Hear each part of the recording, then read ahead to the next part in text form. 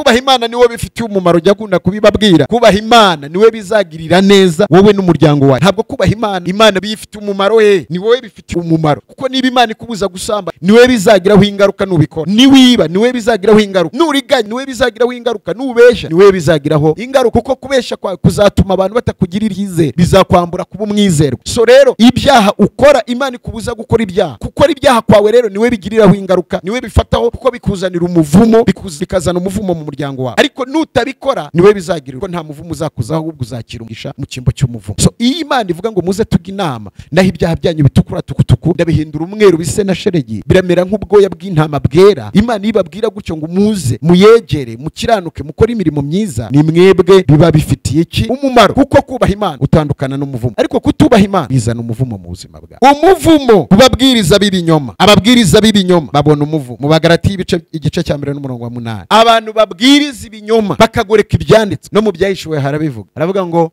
umuntu uzongera cyangwa akagabanya azakurwa ku giti cy'ubugingo, azakurwa ku giti cy'ubugingo. Uzongera azongererwa ibyago, abandi bazajya. Abatambyi b'ibinyoma bari aho ngaho. Abatambyi birivuga ngo usanga ngo n'abana ngo muri iyo minsi ngo abantu bazayoborwa n'abana. Usanga umuntu yiyise pasiteri, ariko ugasanga umuntu yitwa bishop, ariko wareba ibyo akora n'ibyo avuga, wareba ibyo avuga, wabona ibintu akorera ku gatutu. Aba bantu bayoborwe we n'inzana ziyise za bishop, ziyise za pasiteri, ziyise ziyise za bishop, ziyise za prophet. Ibyo bakora ugasanga n'iby'abana.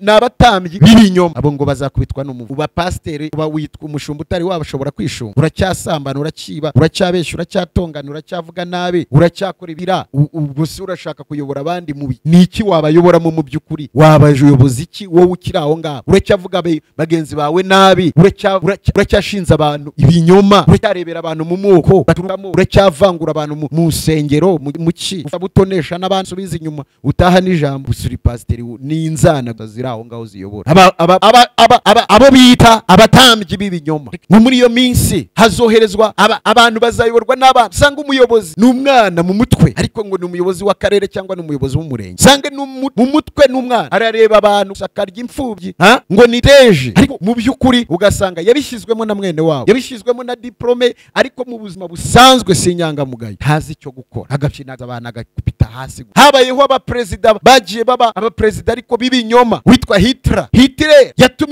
yatumye hapfa Abisiraheli 6,000,000, ariko umuvumo warahindukiye uraza mu Badage nabo. Nyuma hapfuye miliyoni 7.5 mu mwaka w'1945. ibyo byarabaye, bishe abayuda. No muri uwo mwaka nabo ibyo bakoze bibabaho. 7.5 bo babaye 7.5 hiyongeyeho 1.5. So rero na n'uyu munsi wa none kubakwa kw'Abadage, Ubudage ntago hari ikibazo, byarabagoye cyane kugira ngo bwongere kubakika. So abo bagiye babaho, twigeze kumva bitwa ba Obote, izitwa Obote o Idi Amin, something like that.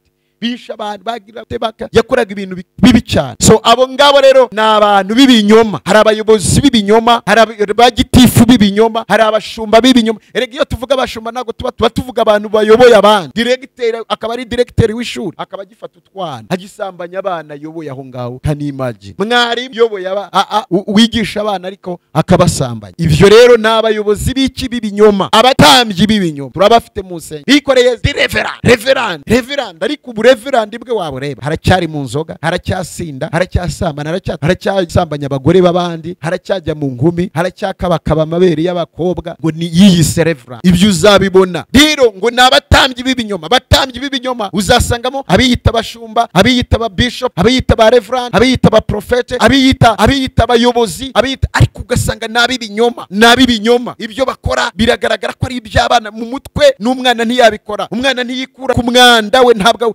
ugasanga nabo ubwabo ntibikura ku mwanda, ariko ugasanga bitwa abayoboye abandi, bitwa abashumba b'abandi. Ibyo byarabaye, ibyo byagiye bigaragara n'abaperezida bagiye babaho, ariko ugasanga ibyo bakoze bazaniye igihugu koreka. N'abayobozi b'ibinyoma, abatambyi bibi, abo rero bazana umuvumo mu buzima bwabo n'imiryango yabo. Ndabashuje mu izina ry'Umwami wacu Yesu Kristo, amahoro y'Imana bane namwe mu izina ry'Umwami wacu Yesu Kristo. Muri kumwe na Pastor Janvier. Reka ndagira ngo uyu munsi wa none tugiye kuganira ibintu bidasanzwe, tugiye kuganira ibintu bikomeye cyane. Mu by'ukuri ndabizi ko bino bintu birareba umuntu wese utuye ku butaka bw'isi.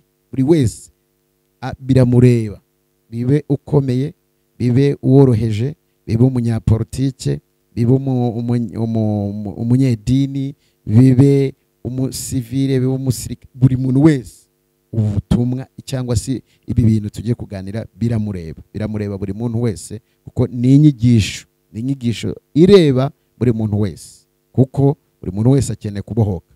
Twinjiye mu gihe cyo kubohoka, kandi umuntu agomba kubohoka kuko yari afite ibintu biba bimuboshye. Upfa kuba utuye kuri ubutaka bw'isi ukeneye kumenya ibi bintu. Impamvu ukeneye kumenya ibi bintu ni ukubera yuko iyi si yaravumwe, ifite umuvumo. Guhera ku gihe cya Adamu kugeza uyu munsi wa none, imivumo imaze kugwira, kandi aho waba utuye hose, aho waba uri hose, uhura n'ingaruka z'iyo mivumo. So ukeneye kumenya uburyo uhandorengana n'iyo mivumo, ukayirwanya, ukayitsinda mu izina ry'Yesu. Ukuvuga ngo tugiye kuganira uburyo wabohoka ku mivumo. Buri muntu wese afite umuvumo afesingana nawe. Yes, buri muntu wese afite umuvumo afesingana nawe cyangwa arwana nawe. So rero buri wese akeneye kumenya ibi bintu kugira ngo atangire kwibohora, atangire kugenda abohoka. Reka mbere yuko dukomeza tubanze dusenga Imana. Mana, ndagushime kuri Imana nziza, ndagushime kuri Imana iri kumwe natwe, ndagushime ko wavuze kuzabana natwe. Mwami Imana ishobora byose, uyu mwanya reka umwuka wera bari utuyobora kugira ngo ibyo tuvuga byose bibohore abantu babyumva, kandi bibavane ku rwego rumwe bageze ku rundi. Urakoze Mwami, byose bibereho kuguhesha icyubahiro mu izina rya Yesu, amen. Ndagenda gake gake turaganira ku buryo wabohoka ku mivumo igera kuri 12. Tuzakomeza uko tuzagera kuri 25 iri rusange ikomeye.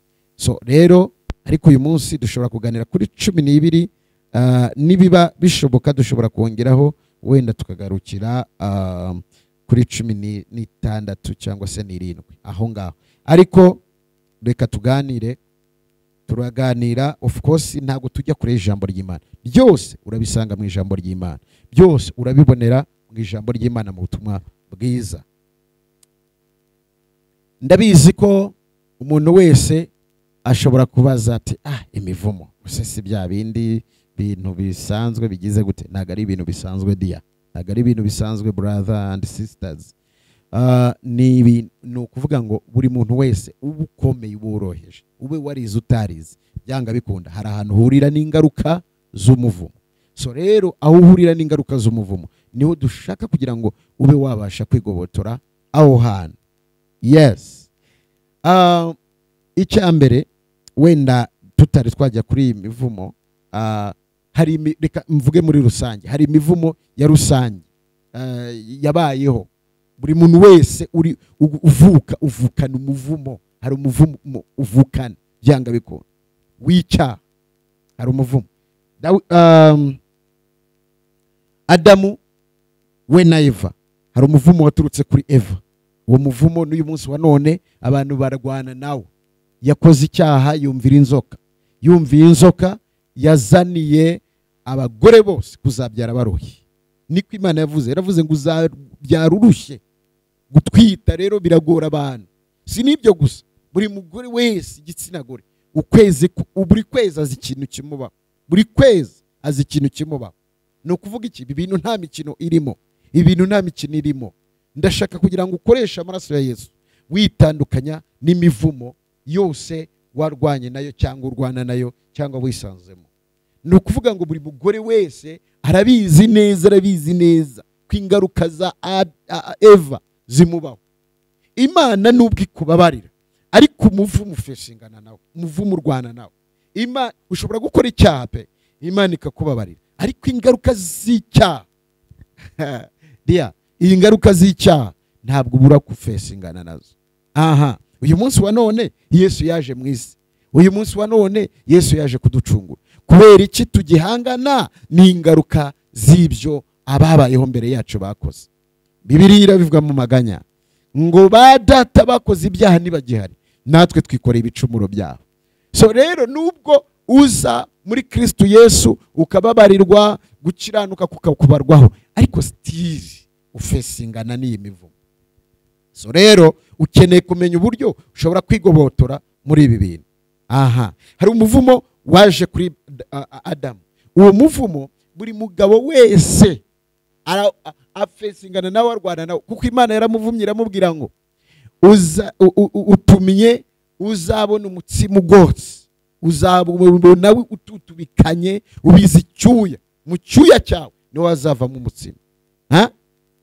Uwo muvumo waraje gukora cyane ukabira icyuya, kandi ngo kwifuza k'umugore kose kuzaba umugabo. Aho ni mwitangiriro bice byawo bibiri, ku bice byawo bitatu niho Imana yatangiye kuririzinga kasi. Kwifuza k'umugore kuzaguhereraho, byifuzo bye bizaguhereraho, uzabirebe n'uyu munsi wa none. Umusore yashatse gushaka biramuvuna, bigomba kumuvuna, nta yindi shortcut. Iyo habayeho yindi shortcut uba wakoze ibintu bitari byo bidakwiriye. Niho havutse ingaruka z'uko abantu basigaye bafata inshingano zitari izabo, kuko habuze abazifata, noneho ugasanga bazifashe. Uyu munsi wa none iyo umugabo atari we wabaye umutwe w'urugo, umugore aba umutwe w'urugo, akabikora ugasanga yayoboye, yashatse kuyobora. Kubera iki? Yabuze ubuyobozi. Mugabo agomba kuba ari umutwe w'urugo. Rero iyo umugabo atabaye umutwe, atabagize ubwo bushobozi bwo kuba umutwe, umugore takinga over, niho uzasanga amakimbirane mu muryango. Ataransuzugura, arakubaha n'iki se nyine, urasanga byakugoye, urasanga rimwe na rimwe yabuze icyo kubahana, nubwo nawe atakagombye kugusuzugura kubera yuko yabuze icyo kukubahana. Agomba kukubaha just kuko ategerezwa kukubaha. Niko ijambo ry'Imana ritegeka. Ariko abari mu mubiri, ntago abantu bose baba mu mubiri, mu mwuka nako hari uba mu mubiri akavuga ati kugira ngo unyobore ugomba kuba ufite icyo unyoberanye nyine, cyundusha kugira ngo unyobore. So ubu ni umuvumo. Ku muvumo wa Kayini murabizi icyabayeho. Kayini yisha Abeli, umuvumo uturuka mu kwicana, ibyo turaza kubigeraho. Kayini yisha Abeli, Bibiliya iravuga ngo Imana yaramubwiye ngo uzaniye ubutaka kuvumwa. Nuko byagenze, azaniye ubutaka kutera ku butaka, byaturutse aho ngaho. Umuvumo w'ubutaka uraza kubera yavushije amaraso y'utariho urubanza. Arumva? So usanga umuntu ahinga ntibyere, bikuma, izuba rikabyumisha, imvura ikabura, ibiki byose, ibyo byose biraturuka ku mivumo yagiye ibaho kuva kera. Na n'uyu munsi wa none ikidukurikirana. Hari umuvumo wa Nowa, yavumye Kanani, aramubwira ngo uzaba umugaragu w'abandi bose, uzaba umugaragu w'abandi bose, ntabwo uzigera bavuga ko Afurika ari ituruka kuri Kanani, niko bavuga, simbizi niba ari byo, ariko ngo azaba umugaragu w'abandi, azahora aho ngaho ategereje imfashanyo zituruka mu bandi bakuru be. Twese twari tuva indimwe, twese twagombaga kubona umugisha, ariko Kanani aravumwa biturutse kuri Nowa. Byagenze gute? Yarebye umubyeyi we yambaye ubusa, arangije ahuruza abandi, arababwira ati muze murebe. Barahurura. Aho wambika umubyeyi wawe isoni, ukamwambika ubusa, kumugaragara, abantu bakamenya amafuti ye, bakamenya amakosa ye. Ibyo bintu byose bizana umuvumo ku buzima bwabo.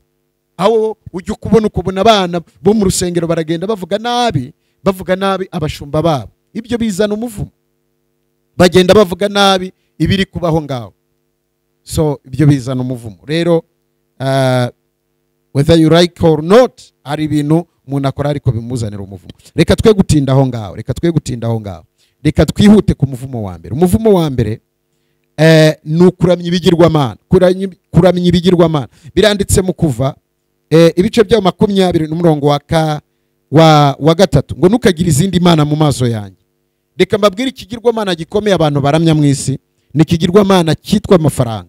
Usanga abantu baramya amafaranga, ashobora kwica, ashobora kugambana, ashobora kugukorera ikintu icyo ari cyo cyose kibi kugira ngo gusa abone amafaranga. Agakundana n'umuntu adakunze, agashakana n'umuntu umurusha imyaka 20-30, ubwo ni umusore ashakanye n'umugore umurusha imyaka 20-30 gutyo.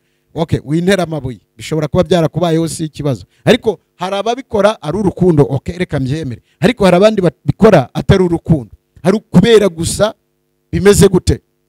Hari ukubera icyo kibazo gusa cyuko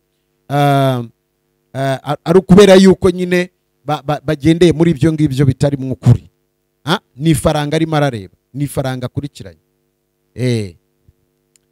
So Imana rero itubuza kuramya ikindi kintu cy'ikigirwamana, cyangwa se ikindi kintu ushyira imbere ugasanga wagishyize imbere kuruta ikindi cyose.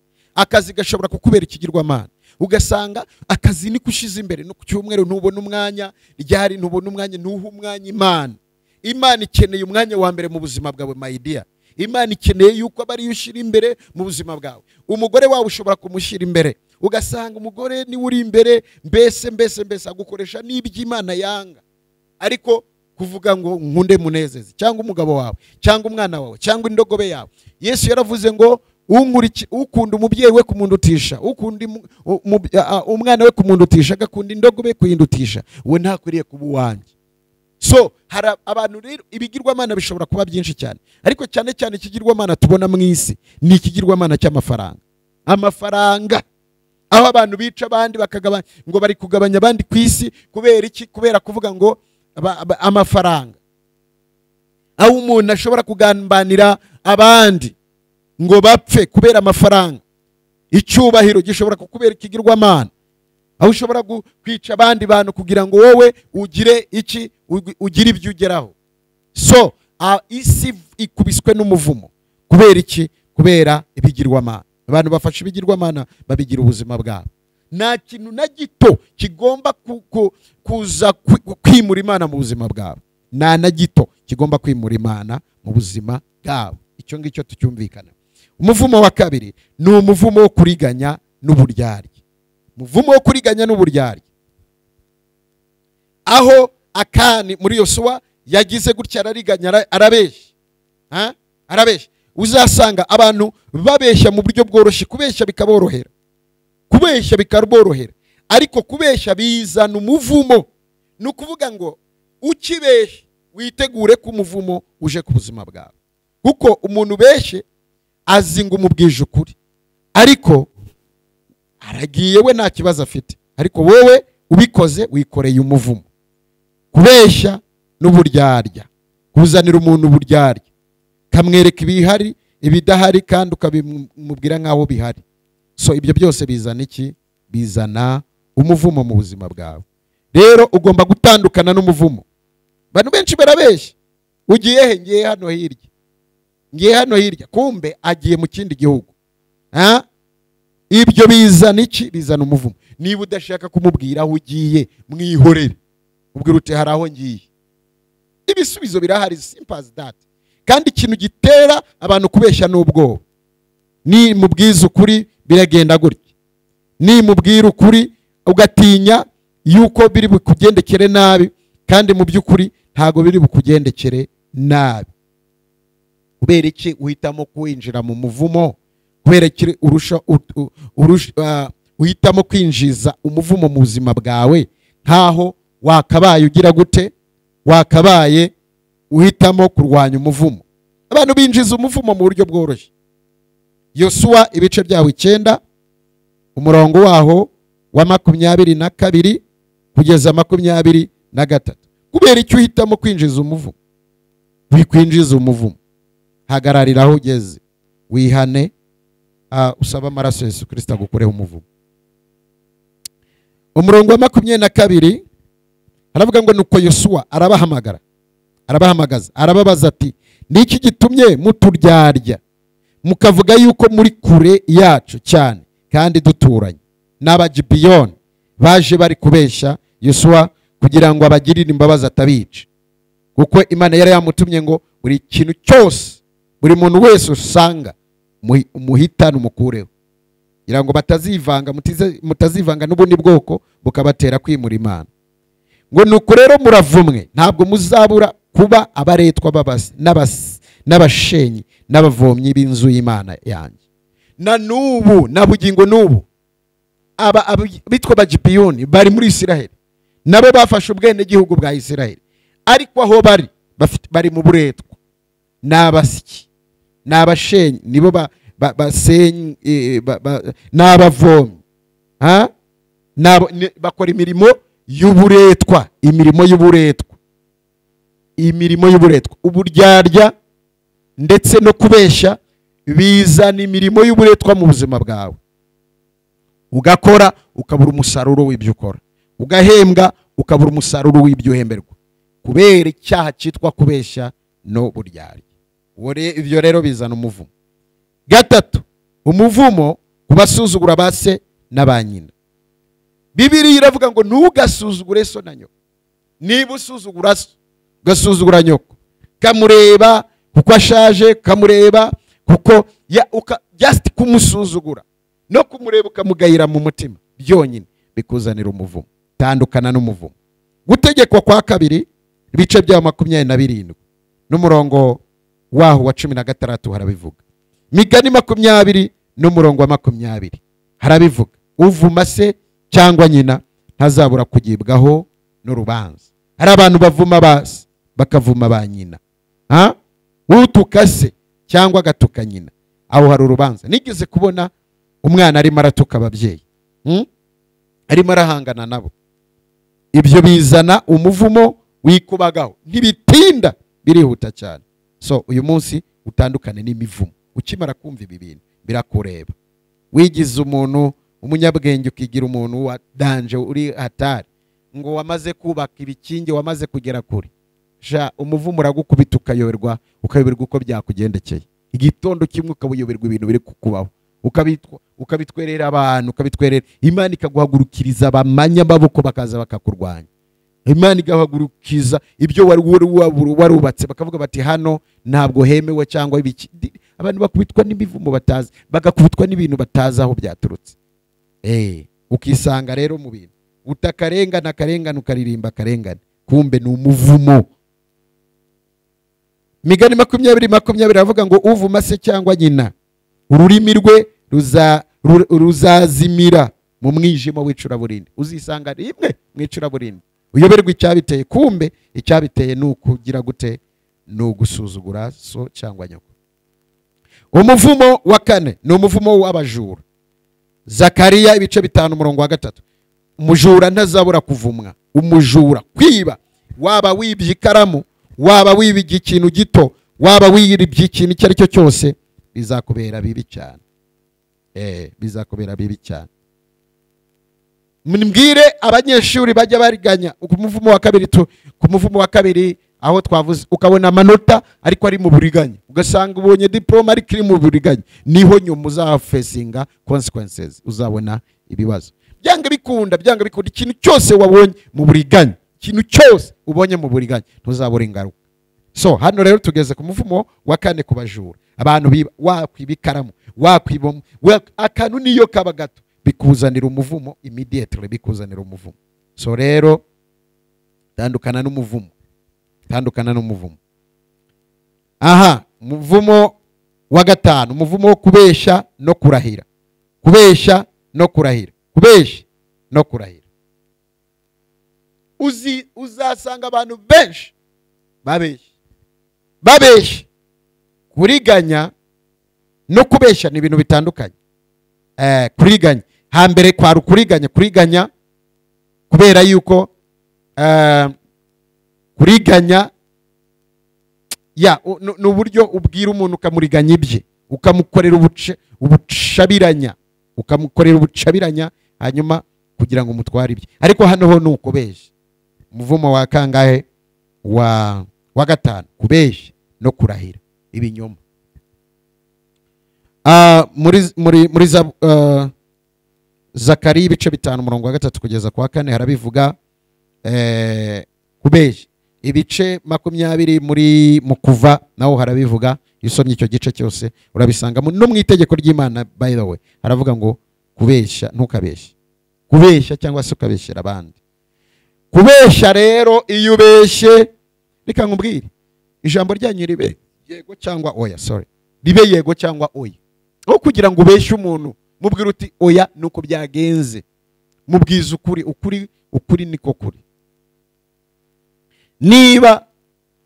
Niba se udafite igisubizo cyo kubwira umuntu, ceceka, icecekere, biruti okay ndumva ntacyo kuvuga mfite, ntacyo kurenzaho mfite, uko byagenze nuko mubwiza ukuri. Umugabo umwe yaduhaye ubuhamya, yaje muri Afrika haguruka, nibagiwe izina rye ariko n'umwaposo, aba muri South Africa. Abajura baraje baramutera b'imbunda, barangije baramutwara bamushira nyine muri boot, baramutwara kugira ngo bamujyana mu ishyamba. Aho agiye agenda ari gusenga Imana. Noneho bamubaza ikibazo bati none se baramubaza bati none se ibyo bamubazaga bati birihe na hehe. Arangije arabarangira arababwira ati biraha, kuko ngo umutima waramubwiye ngo nimbeshya ndabankoze icyaha. Ababwiza ukuri. Ariko umva bamusize aho ngaho, yari mu ishyamba ahantu kure cyane, kubw'ubuntu bw'Imana yaje kuhava, arahava agera mu rugo. Reka nkubwire ko babajura Imana yatumye bafatwa bose, n'ibyo na ya modoka n'ibyo bari bamwibye byose barabigaruza. Ukuri. Ega nimukakoresha ikinyoma ngo nicyo cyabatabara. Ikinyoma se ni cyagutabaye igihe wagikoreshereza. Aho wakoreshereje ikinyoma ni hehe byagutabaye? Kwa ahubwo byatumye utagirirwa icyizere, bituma ubunyangamugayo bwawe bugaragara nkaho budahari, nyine bikugabanyiriza ubunyangamugayo. Kuko iyo ubeshya umuntu arakumenya ko umubeshya. Buriya shitani yakubwiye ngo besha umuntu, irongera ikagenda ikamwongora, niba ari igenda ikamwongora simbizi, amubwira dore yakubeshya. Nako umutima si ngombwa shitani, umutima urakubwira atari karakubeshya. So tandukana n'umuvumo wo kubeshya mu izina rya Yesu Kristo. Kubeshya no kurahira, ndagacikiriza jose, ndakagira gutya mu izina ry'Imana. Kurahira, Bibiliya iravuga ngo ijambo ryanyu ribe yego cyangwa oya, ibindi byose bituruka ku mubi. So ibi rero tandukana n'umuvumo.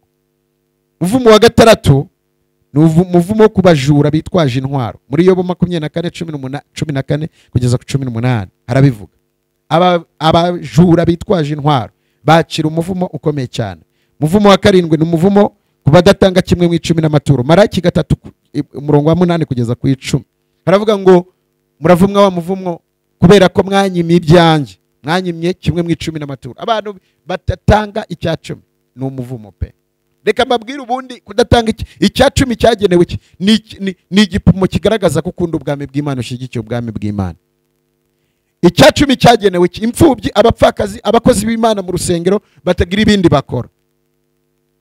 Abo bakubura mu rusengero, abo bagira gute, abo bacuranga, abakozi bo mu rusengero. Ntago cyagenewe pasiteri gusa. Icya 10 ntago cyagenewe pasiteri, ahubwo kubera gutanga gikeya usanga nawe kitamuhagije.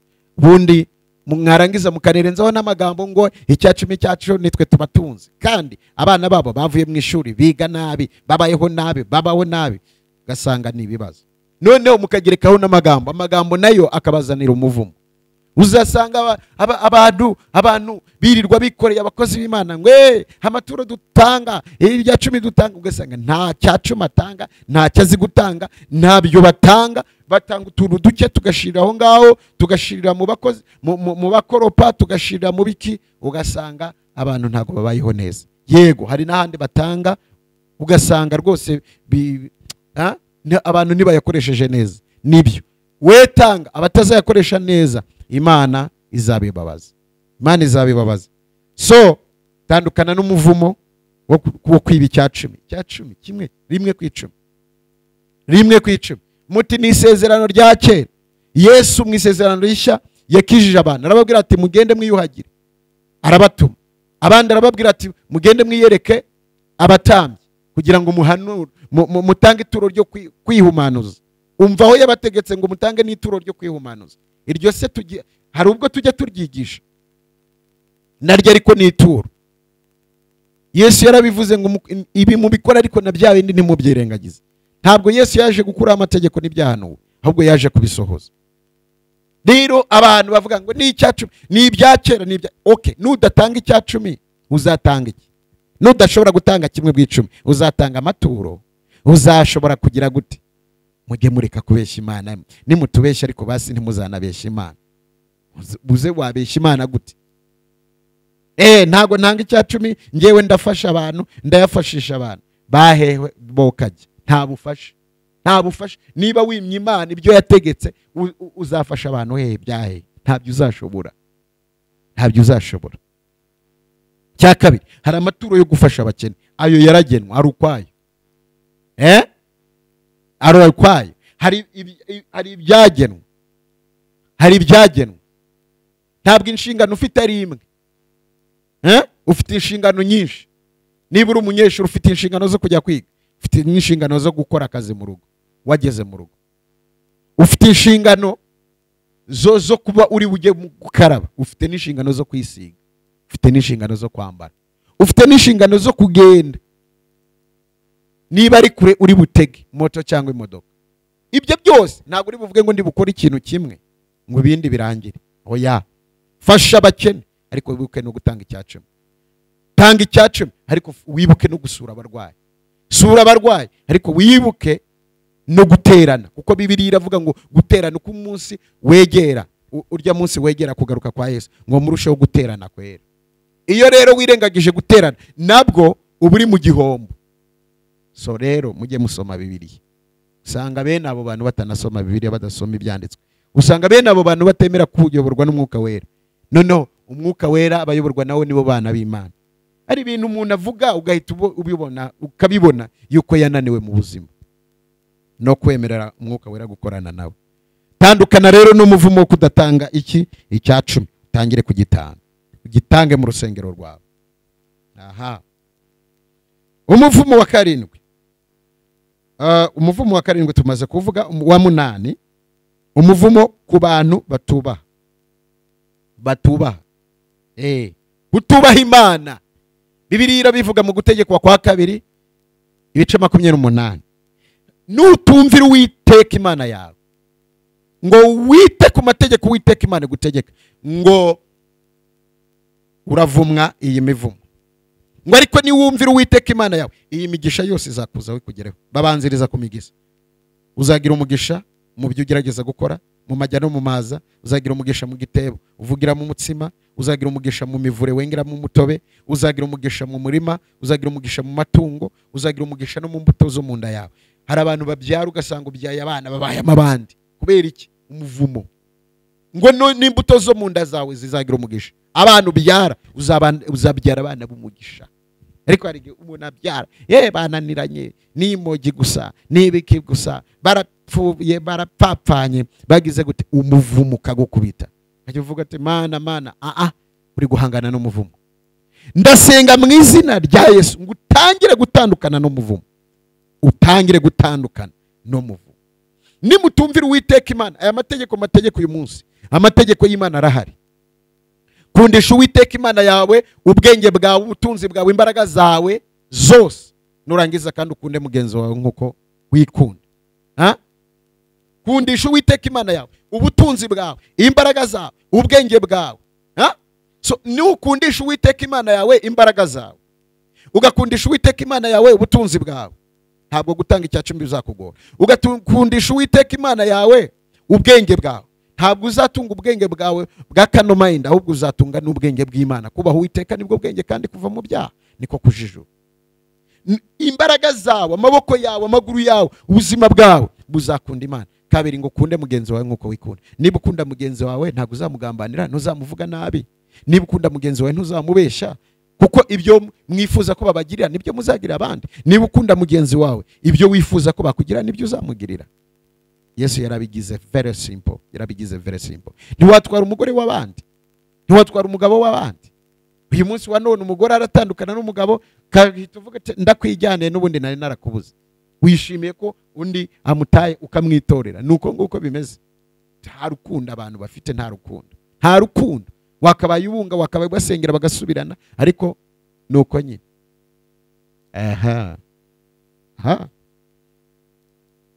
Ijuru bagenzi ntirizabura baryo, ariko rizagirwamo n'abantu bake bemeye kwiyanga bagakurikira Kristo, bake bemeye kubaha ijambo ry'Imana. So ugomba kubaha Imana. Bundi kubaha Imana niwe bifitiye umumaro, jya gunda kubibabwira. Kubaha Imana niwe bizagirira neza wowe n'umuryango wawe. Ntabwo kubaha Imana bifite umumaro ni wowe bifitiye umumaro. Kuko niba Imana ikubuza gusambana, niwe bizagiraho ingaruka nubikora. niwiba niwe bizagiraho ingaruka, nuriganye niwe bizagiraho ingaruka, nubesha niwe bizagiraho ingaruka. Kuko kubesha kuzatuma abantu batakugirira icyizere, bizakwambura kuba umwizerwa. So rero ibyaha ukora, Imana ikubuza gukora ibyaha. Gukora ibyaha kwawe rero niwe bigiriraho ingaruka, niwe bifataho kuko bikuzanira umuvumo, bikazana umuvumo mu muryango wawe. Ariko nutabikora niwe bizagirira umumaro, kuko nta muvumo uzakuzaho, ahubwo uzakira umugisha mu cyimbo cy'umuvumo. So iyi Imana ivuga ngo muze tujye inama, naho ibyaha byanyu bitukura tukutuku ndabihindura umweru bise na sheregi, biramera nk'ubwoya bw'intama bwera. Imana ibabwira gutyo ngo muze muyegere, mukiranuke, mukore imirimo myiza, ni mwebwe biba bifitiye iki umumaro. Kuko kubaha Imana utandukana n'umuvumo, ariko kutubaha Imana bizana umuvumo mu buzima bwawe. Ibyo nibishaka bibe introduction, ibyo bikubiyemo ibintu byose turimo turavuga. So rero naho ngaho Imana yakubwira ngo ariko nutumvira Uwiteka Imana yawe, iyi mivumo yose ngo izakuzaho ikugereho, ngo uzagira umuvumo muri buri kimwe cyose ugerageza gukora.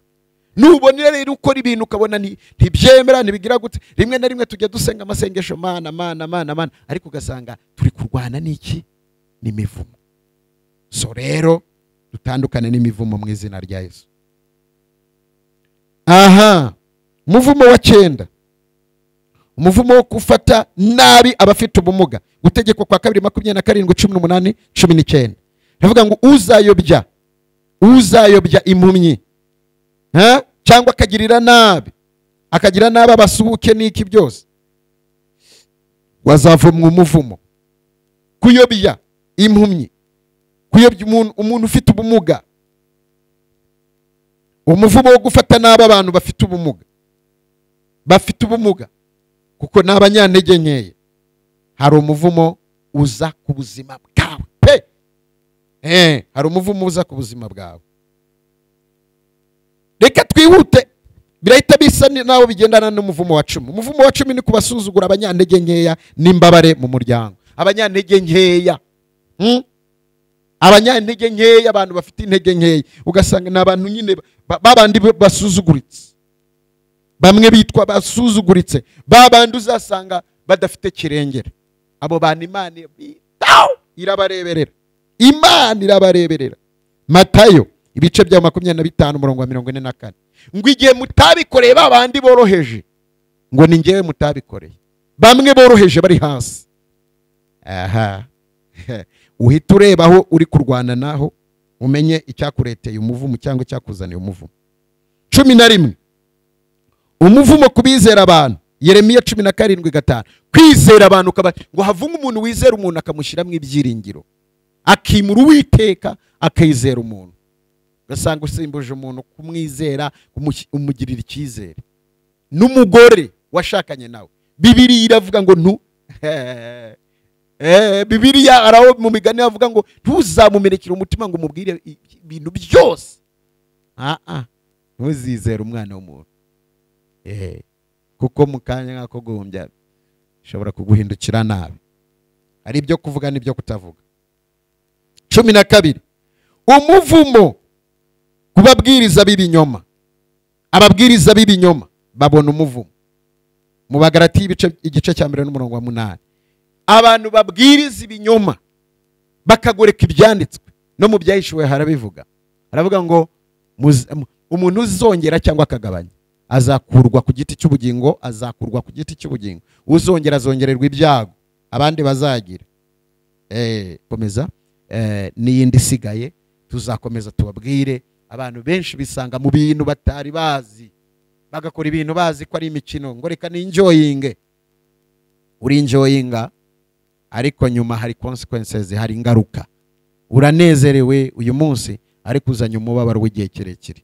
Mbibutse ko amaraso ya Yesu Kristo ari yakuraho umuvumo. Mbibutse ko kwihana gusa ukakira umwami Yesu Kristo n'umwami n'umukiza w'ubuzima bwawe, ukagenda utinya Imana, ugatandukana n'ikizira.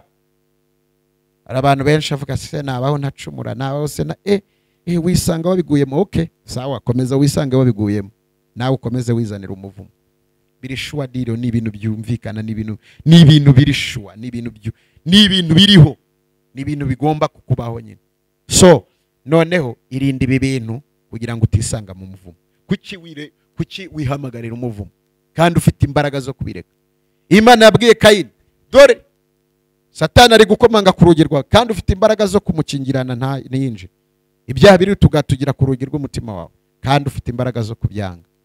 Ariko mu kandi kanya ati agira ishyari arangije yica murumuna we, aramwica aramurangiza, azanira ubuzima bwe kuvuma.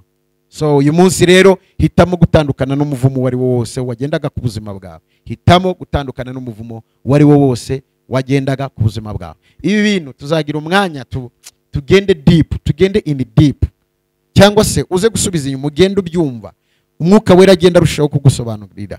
Uzasanga abantu benshi babayeho mu muvumo. Rimwe na rimwe rero bituzanira ingaruka usanga dusengera abantu ntibasubizwe, batasubizwa, kumbe barimo barahangana n'imivumo ari ku nkoni y'umuvumo. Ariko gasanga usenga umuntu ibintu nibikoretse, bamwe birakoretse abandi ntibikoretse, bakibwira ko hari Imana idashoboye, kumbe babayeho mu mivumo.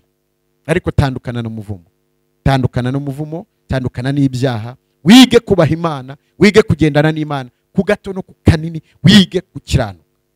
Imana izakugira neza, izagumugisha. Urahiriwe wowe wumvise ibi ngibi, ndazi ko ugiye guhindura uburyo kandi ugiye gusenga Imana. Imana, ntandukanye n'umuvumo wose kubw'amaraso ya Yesu Kristo. Uyu munsi ntandukanye n'umuvumo wari wo wose, ninjiye mu migisha y'Imana kandi ngiye kubaho mu buzima bubaho mu migisha. Ntuzirengagize ubabaye, ntuzirengagize umushonji, ntuzafata umuntu usuzuguritse ngo umurebe nabi cyangwa se umugirire nabi kuko adafite kivugira. Umwime ibyangombwa, umwime serivisi, umwirengagize mu rusengero, mumujugunye hirya, mugire gute bene abo nibo Imana ihoza umutima ivuga iti bene aba mwanze mwirengagije nanjye nzabirengagiza. Hari abantu bakoze ibindi byiza, birengagiza abakene, birengagiza imfungwa, birengagiza abababaye, birengagiza abantu basuzuguritse. Yesu azababwira ati ntago mnari mbazi. Mwagize ibiterane, mwabwirije abantu benshi, mwagize gute, mwari ibirangirire, mwatumye abantu benshi baza kuri Kristo, ariko mwirengagiza abantu baciye bugufi. Mubima umwanya, mwiyakirira babandi bazana amaturo, mwiyakirira babandi bafite amafaranga. Dore nibyo biri kubabaho. Ariko ngo Yesu azababwira ngo sinigeze mbamenya.